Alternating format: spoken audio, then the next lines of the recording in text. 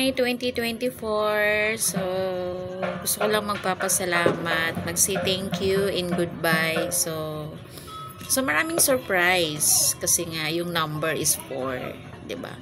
So, nasa huli yung mga unexpected blessing, 'di ba? Lalo na dun sa mga maliit o malaking bagay. So, lagi tayong nagpapasalamat. So, lalo na dun sa mga bumibili sa akin. So, nagtiwala, naniwala. So, maraming salamat sa inyo sa pagtangkilik pagbili. Kasi nga, unti-unti na akong bumabalik sa online business. Tapos, so, masaya naman ako sa ginagawa ko kahit kikita man ako malaki o maliit. Yun ang gusto ko eh. So, masaya ako kahit minsan walang tulog, pagod, kasi nga may work. So, ini-enjoy ko lang siya. So, maraming salamat. So, lalo na din sa mga nagmamahal sa akin, mga mabuti ko at mabait na kaibigan. Siyempre sa family ko, so, nandyan din naman sila nagsusupport, diba? Lalo na din sa baby ko, nag-aalaga. So, maraming salamat. So, kasi napaka grateful naman lagi. So, mabait yung panahon, yung situation, yung challenge. Nandiyan pa rin yung mga challenge pagsubok eh.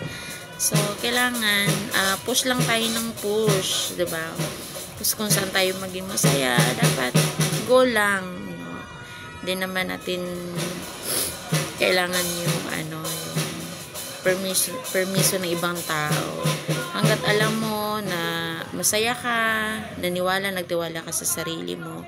Thank you so much.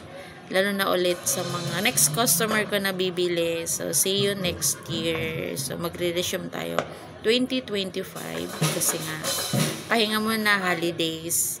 So, grateful ako ni 2024 talaga. So, maraming salamat. So, napaka-unforgettable moment. So, God bless. Mag-ingat palagi. Sana mas marami pang bibili. So, pwede naman ako i-direct PM sa mga inquiries. Lalo na din sa loved ones ko, no, si Mahal. So, maraming salamat. Bye-bye. God bless. See ya 2025. So, maging healthy, no? Maging happy, mapagpatawad. So, maging masaya. So, na lang. No hate. Spread the love and kindness.